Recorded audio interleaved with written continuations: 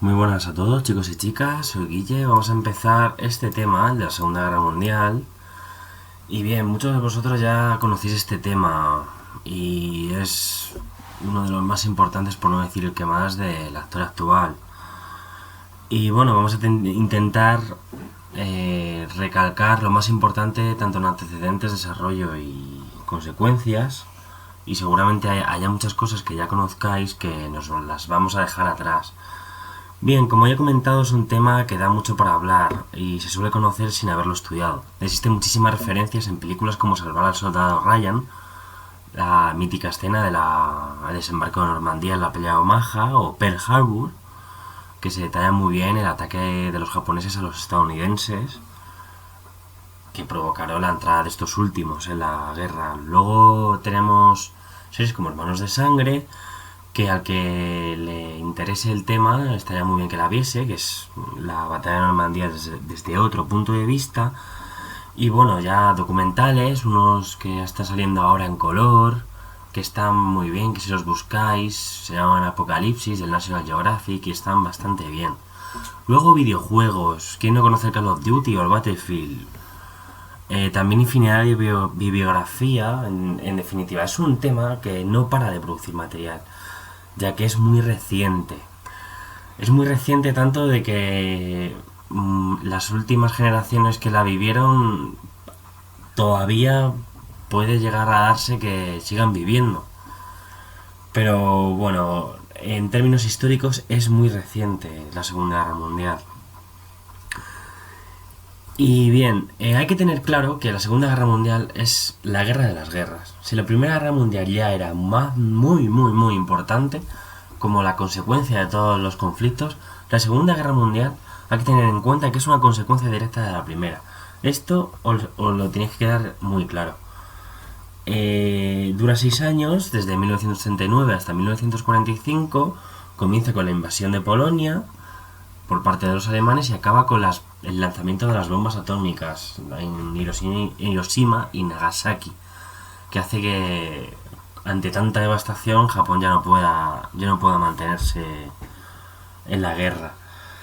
Bien, es una guerra que es más mundial. Esta sí podemos llamarla mundial. La Primera Guerra Mundial sí, toca más continentes, pero en la segunda se toca más aún. Está por todos lados. Tenemos batallas en Europa, por todos lados de Europa, en Francia, en Alemania, en todo el oeste, el frente oriental de la Segunda Guerra Mundial, digamos que es el más importante, entre rusos y alemanes. Tenemos batallas en los Balcanes, en la península italiana, luego tenemos acontecimientos en el norte de África y sobre todo otro frente que también es muy importante es el frente del Pacífico, que quieras que no, es muy importante por el control de todo el Pacífico entre Estados Unidos y Japón. Bien, es una guerra total que pasa absolutamente de todo. Combates, genocidios humanos. Genocidios, aquí es donde se ven de verdad los genocidios humanos. Solo hay que hablar del holocausto judío, que si tenéis la ocasión de ir a Praga, que vais a ir, según me han dicho mis informantes, vais a ir y vais a tener la ocasión de vivir en primera persona lo que es un campo de concentración y toda la barbarie que era eso. Luego es una época en la que, gracias, digamos, a lo que es la Segunda Guerra Mundial, hoy en día conocemos el mundo tal y como lo conocemos tecnológicamente hablando.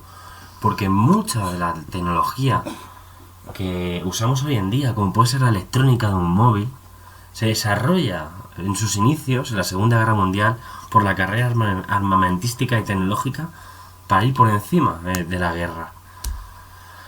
Bien, vamos a dar tres vídeos divididos y eso vamos a empezar ahora con la expansión nazi y la política de apaciguamiento como los antecedentes de la Segunda Guerra Mundial. Bien, chicos, vamos a dividir los orígenes de la guerra en 4 puntos que hay que tener muy claro que están muy interrelacionados entre sí. Bien, el primero y seguramente uno de los aspectos más importantes a tener en cuenta para el origen de la Segunda Guerra Mundial es que es una consecuencia directa de la primera. ¿Y eso por qué?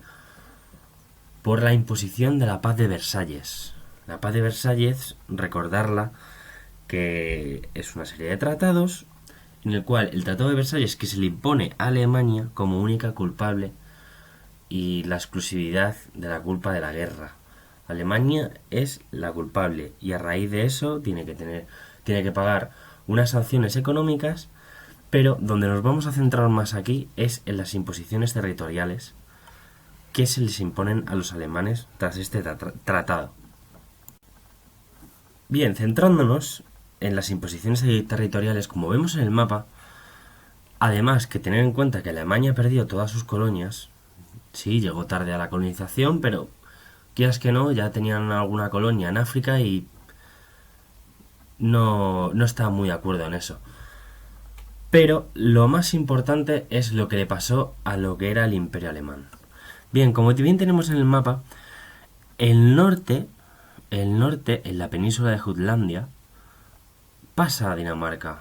Tener en cuenta que todo lo que le quita a Alemania siempre son zonas industrializadas, zonas que les pueden hacer daño económicamente para evitar que se vuelva a formar una gran potencia. Bien, luego Alsacia y Lorena son devueltas otra vez a Francia, que como recordaréis son ganadas en la guerra franco-prusiana. De Prusia se lo ganó a Francia. Bien, luego, teniendo en cuenta también minas del Sarre, también entregadas a Francia. Como ya os he dicho antes, vamos a evitar que Alemania sea grande, fuerte económicamente, quitándole acceso a sus recursos, materias primas. Bien, seguimos. La zona más próxima a la frontera franco-belga sería una zona desmilitarizada. No debía haber un ejército alemán por esa zona. ¿Evitando qué? Evitando que volvieran los alemanes a ejecutar el plan Schlieffen, pasando a París, o pasar por aquí, por Francia, para invadir Francia. Bien, como ya sabemos, el Imperio Alemán se disgrega, ya no existe, lo abolen y se forma la República de Weimar, teniendo en cuenta que es una aberración, es un sistema democrático muy débil, no sabe hacer frente a la crisis del 29, del crack, que lo daremos próximamente, como ya he dicho, está todo interrelacionado entre sí. Y es una república que no puede parar el ascenso de los nazis. Bien, también se prohíbe la unión entre Austria y Alemania en lo que se denomina el Anschluss. Y eso es muy importante, claro. Si juntamos lo que es Alemania y Austria, pues teníamos un país de alemanes, pues seguramente más rico, más fuerte, con posibilidad de a la larga crear un nuevo gran país, gran potencia que haga frente a las democracias. Y lo más importante que tenemos que tener en cuenta es la formación del corredor de Danzig, que es esto. Danzig se crea como una ciudad libre controlada por la Sociedad de Naciones, ciudad independiente, y se hace un corredor para que Polonia pueda acceder al mar. Bien, la imposición de este corredor, de separar a Alemania en dos, es una aberración para los alemanes, porque recordar que en la unificación alemana, Prusia es el corazón de Alemania, Prusia es la que lleva la iniciativa por unificar a Alemania con Otto von Bismarck, y el corazón de Alemania, que es Prusia, esta zona queda separada en dos, hay mucha población alemana por esta zona que no pertenece a Alemania. Y teniendo en cuenta el creciente nacionalismo extremista alemán con los nazis, esto se convertirá en un gran problema y desencadenará, como veremos más adelante, en la Segunda Guerra Mundial. Siendo consecuencias directas la Paz de Versalles que acabamos de ver y el nacionalismo extremista alemán, también hay que tener en cuenta el triunfo del comunismo en Rusia. El triunfo del comunismo hace que a partir de octubre de 1917, cuando realmente triunfa, fue recibido entre admiración de muchos y miedo de otros. Admiración de muchos porque veían como un antiguo régimen, como las altas élites sí podían ser derrocadas, como le pasaron a los zares, y miedo de otros a que no querían que en su propio país pasara lo mismo que pasó en Rusia, porque fue una revolución muy sangrienta, hay que reconocerlo. Y empezaban a surgir movimientos revolucionarios en pequeña medida en países como en España, que tenemos que señalar que España en los años 30 tiene una república que tiende mucho a ser una república con muchos partidos pro-revolucionarios para montar una dictadura del proletariado igual que en Rusia. Y eso también existe en Francia, empieza a surgir en Alemania, empieza a surgir en Inglaterra, por lo que después va a conllevar el desarrollo de la guerra, habiendo un totalitarismo nazi, otro fascista, otro comunista, que son dos polos totalmente enfrentados. Esto va a provocar que la Segunda Guerra Mundial se convierta pues en el campo de batalla para solucionar cuál es el totalitarismo más fuerte en este caso.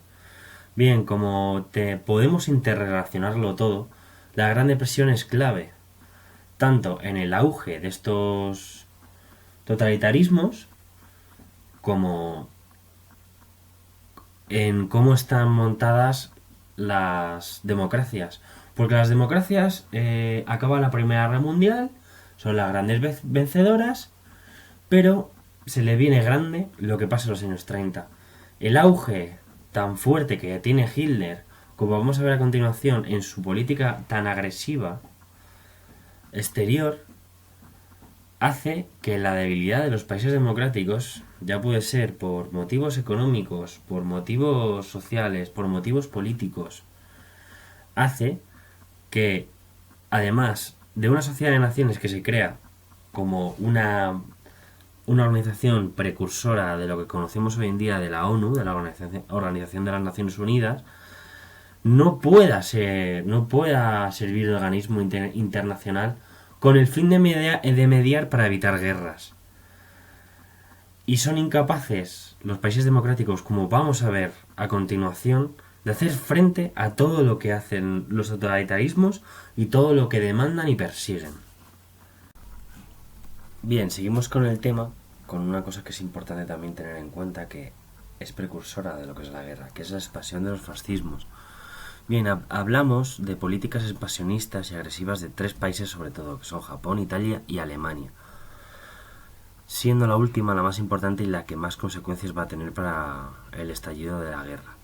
Estas extensiones tenían como fin controlar mercados y materias primas básicas para acabar con la crisis social, que seguramente esté provocada en gran parte por la crisis económica que se dio en el 29. Y claro, ¿cómo solucionamos esa crisis económica? ¿Cómo distraemos a la población? Creando políticas imperialistas y una gran dosis de nacionalismo extremista. Bien, en primer lugar, vamos a hablar de Japón. Japón invade Manchuria. Manchuria es esta zona que veis aquí en el mapa, y teniendo en cuenta que Japón ya controla la península de Corea desde 1905, está en constante conflicto con China, ¿vale?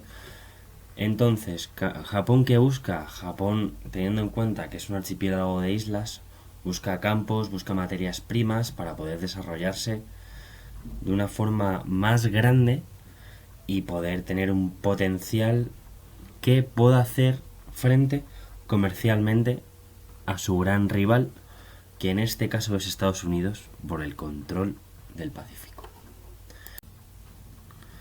El otro país que se expande en los años 30 es Italia en 1965 con la Segunda Guerra de Etiopía.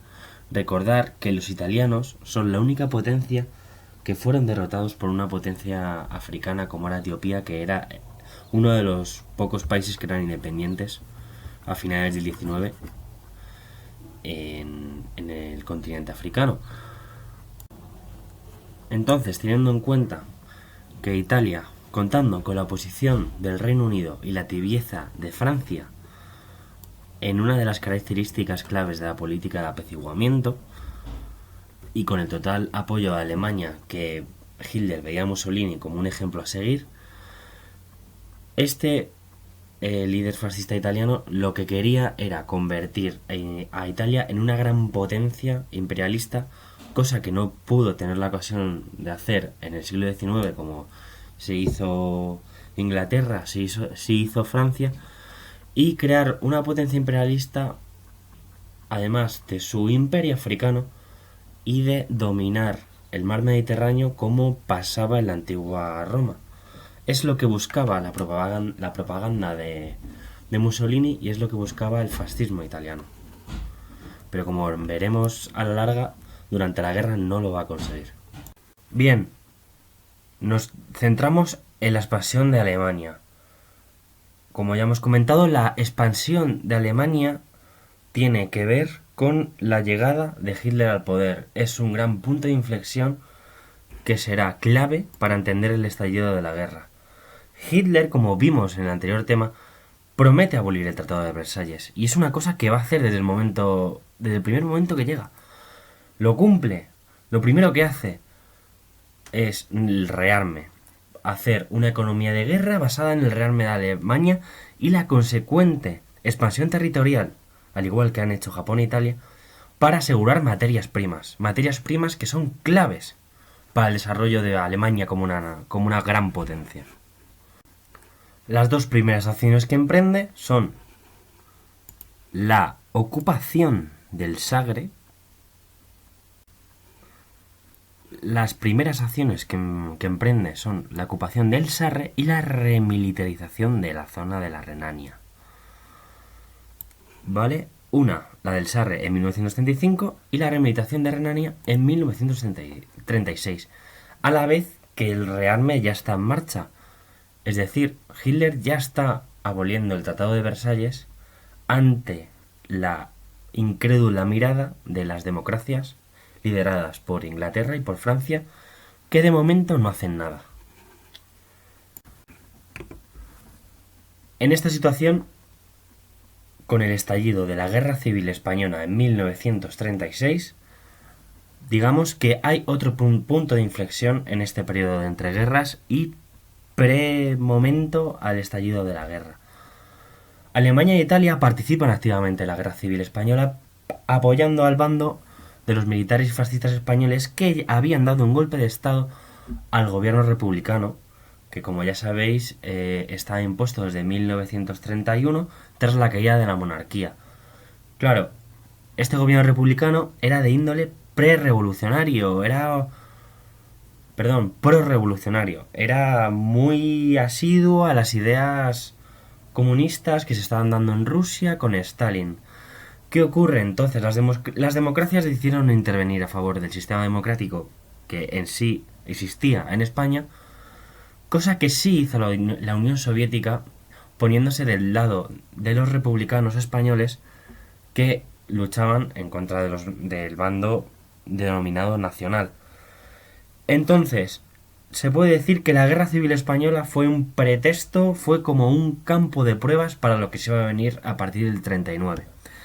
Entonces, dicha intervención provocó un acercamiento entre Italia y Alemania, creando el eje Berlín-Roma en octubre de 1936, al que después se crea el Pacto Anticomitén, que es Alemania y Japón en contra de la URSS, en contra de cualquier ataque de la URSS.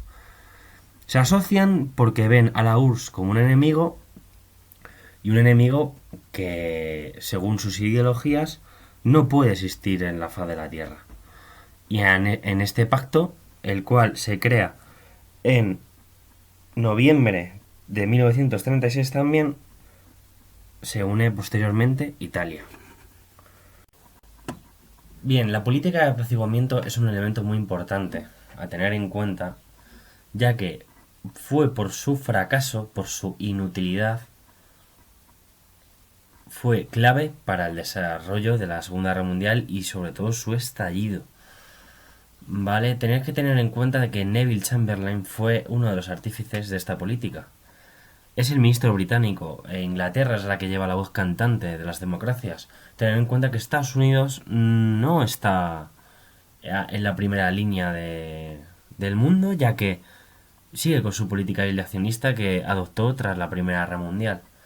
Entonces, esta política básicamente consiste, y hay que tenerlo muy claro, en que, como su nombre indica, apaciguamiento, apaciguar, calmar. Calmar lo que es la expansión de la Alemania nazi. Todas las políticas tan agresivas en cuanto a política exterior que estaba haciendo Hitler. Estaba violando el Tratado de Versalles. Y llegó un momento que los ingleses dijeron, ¿qué pasa aquí? Que aquí Hitler está haciendo lo que le da la gana y no podemos consentirlo. Entonces, tiene como fin intentar evitar un gran conflicto otra vez. No quieren volver otra vez a la Primera Guerra Mundial. No quiere que pase otra vez una situación tan catastrófica como lo fue la Primera Guerra Mundial.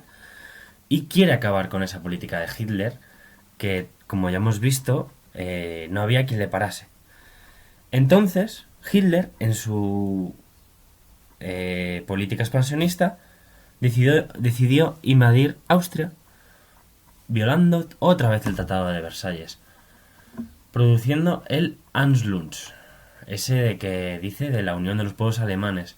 Entonces, con Austria ya bajo el Tercer Reich, no quedó ahí la cosa y dijo, vamos a ver, tenemos al lado Checoslovaquia, como veis aquí, en este mapa. Tenéis aquí al lado Checoslovaquia. ¿Y qué pasa? En Checoslovaquia, además de haber muchísima industria rica que nos puede ayudar para conseguir nuestros objetivos, hay población alemana que está reprimida porque no pertenecen al Tercer Reich. ¿Qué decide Hitler? Invadir. ¿Qué pasa con Checoslovaquia? Es aliada de Gran Bretaña y Francia. Entonces, lo que decide el ministro Chamberlain es convocar una conferencia de paz como las que se hacía antes de la Primera Guerra Mundial. Convocarla en 1938 para, lo que ya estamos diciendo, intentar evitar una gran catástrofe como al final se produjo. Entonces, en la conferencia de Múnich, ¿qué invitados iban? Aquí, como veis en la foto, estaba Hitler, estaba Mussolini, estaba el ministro Daladier, perteneciente a Francia, y el primer ministro Neville Chamberlain de Gran Bretaña. ¿Qué se llegó a la conclusión? ¿Qué prometió Hitler? Hitler prometió que si le daban Checoslovaquia, él dejaba de una vez por todas sus políticas expansionistas y no iba a haber una guerra. No iba a haber una guerra mundial, no iba a haber ningún tipo de conflicto. Y diréis, ¿y qué pinta Mussolini si no tiene nada que ver con esto? Pues Mussolini, aunque ya era coleguita de Hitler, como veis en este mapa, Austria está aquí, pertenece ya a Hitler, Italia está aquí. ¿Quién no le iba a decir a Mussolini? Este hombre, el Hitler, le da una vena y de repente dice que hay población alemana aquí en Italia y nos invade también. Por eso Mussolini no se fía tanto de Hitler, no quería una frontera con Hitler porque no quería problemas. Él se quería centrar en sus políticas expansionistas territoriales. Entonces, prometiendo eso a Hitler, le damos Checoslovaquia, no va a haber guerra. Pues las democracias demostraron que no eran capaces de parar a Hitler y le entregaron Checoslovaquia. Es decir, ejecutaron, por decirlo así, un país democrático para que no haya guerra mundial. Que después la hubo. Aquí vemos en esta foto cómo Neville Chamberlain, nada más llegar de Múnich a Londres, tiene el papel y hay un vídeo muy famoso en el que dice: aquí tengo la declaración firmada por Adolf Hitler en la cual me dice que no voy a tener ningún tipo de problema porque él va a parar con sus políticas expansionistas. Mentira. Estamos en marzo de 1969. En septiembre comienza la guerra. antes de proseguir con lo que es el detonante de la Segunda Guerra Mundial, aquí veis el mapa de Alemania, que comparándolo con el que os muestro al principio, es totalmente distinto. Todo esto es Alemania ahora. Remilitarización de la Renania, ocupación del Sarre, los Sudetes checoslovacos, incorporados primeramente a Alemania. Después toda Checoslovaquia incorporada a Alemania tras las conferencias de Múnich. Invasión de Austria. Vamos, es que es anexionarse en país y no pasa nada. Puedo hacerlo y no me dicen nada. Incluso lo hago, vienen a echarme la bronca, pero en esa conferencia me regalan otro país que es Checoslovaquia. Y tenemos una gran Alemania ya. Todo lo que quería Hitler lo estaba consiguiendo. Pero aún faltaba algo. El corredor de Danzig y la ciudad de Danzig, y como os he dicho antes, el corazón de Alemania. Bien, como ya he estado comentando durante todo el vídeo, Hitler nunca aceptó el corredor de Danzig y también ambicionaba Polonia. Como bien dice en el Mein Kampf, su espacio vital estaba hacia el este. Entonces, sabiendo la proximidad de un conflicto, pasó una cosa que nadie se esperaba. Fue algo increíble. Un pacto de no agresión entre la Alemania nazi y la Unión Soviética, siendo estas dos antagonistas entre las dos, no se podían ni ver. Tenían ideales totalmente distintos. Entonces se forma un pacto de no agresión ante la atenta mirada de sorpresa de las democracias, diciendo, pero bueno, ¿qué ha hecho la URSS? Pues no sé, no lo entendemos. No lo entendemos. Claro, este pacto de no agresión consistía en que ambos países se repartían Polonia y la URSS tenía vía libre para ocupar Finlandia y los países bálticos, que los tenéis aquí, y Finlandia. Bien, luego los ocuparían.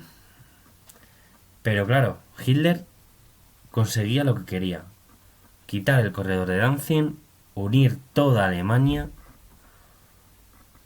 a costa de Polonia. Y igual le pasó a la URSS, que se aprovechó de esta situación, ya que la URSS sabía que a la larga iba a haber un conflicto, pero no estaba preparada. Y como se ve en la Segunda Guerra Mundial, cuando Alemania le declara la guerra a la Unión Soviética, no está preparada y los alemanes casi llegan a Moscú.